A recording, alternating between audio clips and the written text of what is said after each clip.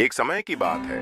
विशाल पर्वतों के बीच बसा विशाल साम्राज्य विजयनगर अपनी समृद्धि और वैभव के लिए प्रसिद्ध था। इस राज्य की महारानी सुभद्रा अपने सौंदर्य और बुद्धिमत्ता के लिए जानी जाती थी, लेकिन बाहरी वैभव के बावजूद उनके हृदय में एक अजीब सी बेचैनी थी। उनका जीवन राजमहल की दीवारों तक सीमित था और सम्राट अश्वधीर हमेशा युद्ध और विस्तार की योजनाओं में व्यस्त रहते थे। एक दिन सुभद्रा महल की चकाचौंध से दूर निकलकर महल के बाहर बने विशाल उद्यान में चली गईं। वहां से आगे बढ़ते हुए वे एक गहरे जंगल में जा पहुंची, जहां उनकी मुलाकात एक रहस्यमयी योगी विरक्तानंद से हुई। उनकी आंखों में एक अद्भुत शांति और शब्दों में एक अनोखी शक्ति थी। वे जीवन के गूढ़ रहस्यों को समझने में अत्यंत निपुण थे। उनकी बातों में ऐसा आकर्षण था कि सुभद्रा उनसे बार बार मिलने लगी। धीरे धीरे उनके बीच एक अनोखा संबंध बन गया। योगी ने न केवल उनकी आत्मा की उलझनों को सुलझाया, बल्कि उनके भीतर दबी इच्छाओं को भी उजागर किया। रात के अंधेरे में रानी चोरी छिपे महल से निकलकर जंगल में जाती और योगी से मिलती। एक दिन विरक्तानंद ने भविष्यवाणी करते हुए कहा, हमारे मिलन से जन्म लेने वाला पुत्र इस राज्य की तकदीर बदल देगा। वह केवल एक राजा नहीं, बल्कि एक दैवीय शक्ति का वाहक होगा। लेकिन याद रखना, यह शक्ति जितनी वरदान होगी उतनी ही अभिशाप भी। कुछ महीनों बाद रानी गर्भवती हो गई। महल में खलबली मच गई। सम्राट अश्वधीर को यह एहसास होने लगा कि कुछ असामान्य हो रहा है। दरबार में अफवाहें फैलने लगीं। कुछ इसे ईश्वरीय चमत्कार मान रहे थे, तो कुछ इसे विश्वासघात का संकेत। समय आने पर सुभद्रा ने एक पुत्र को जन्म दिया, जिसका नाम रखा गया वीरेंद्र। उसकी आंखों में एक अद्भुत चमक थी, जो किसी सामान्य मानव से कहीं अधिक शक्तिशाली प्रतीत होती थी। उसके जन्म के बाद राज्य में अजीब घटनाएं होने लगीं। जहां वह जाता, वहां चमत्कारी घटनाएं घटित होती।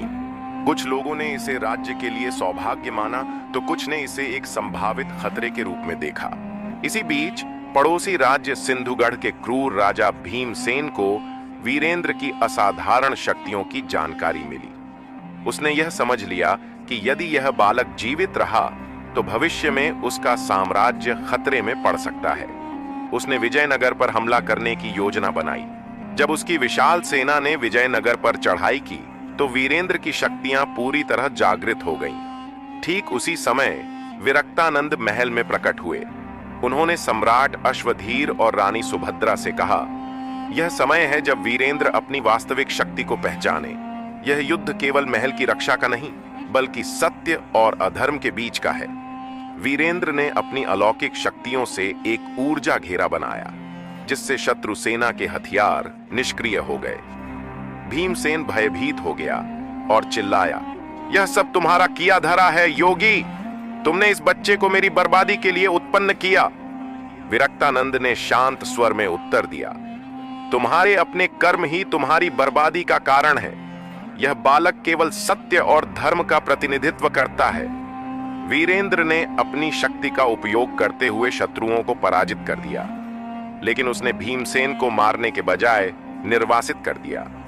विरक्तानंद ने मुस्कुराते हुए कहा, सच्चा बल किसी को नष्ट करने में नहीं, बल्कि उसे सही राह पर लाने में है। युद्ध समाप्त हो गया और विजयनगर में पुनः शांति स्थापित हो गई। लेकिन रानी सुभद्रा अभी भी चिंतित थीं। क्या वीरेंद्र की शक्तियां भविष्य में राज्य के लिए संकट बन सकती हैं? विरक्तानंद ने कहा, वीरेंद्र केवल तुम्हारा पुत्र नहीं, बल्कि इस राज्य का भविष्य है। उसे सही मार्गदर्शन देना तुम्हारी सबसे बड़ी जिम्मेदारी है। सम्राट अश्वधीर ने अपने अहंकार को त्यागते हुए वीरेंद्र को अपनाया और सुभद्रा ने भी अपनी भूलों को स्वीकार किया। उन्होंने यह निश्चय किया कि वे अपने पुत्र को सही दिशा में ले जाएंगी। लेकिन यह कहानी यहीं समाप्त नहीं होती।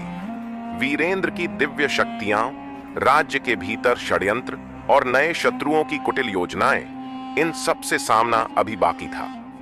क्या वीरेंद्र अपने भाग्य और शक्ति के बीच संतुलन बना पाएगा?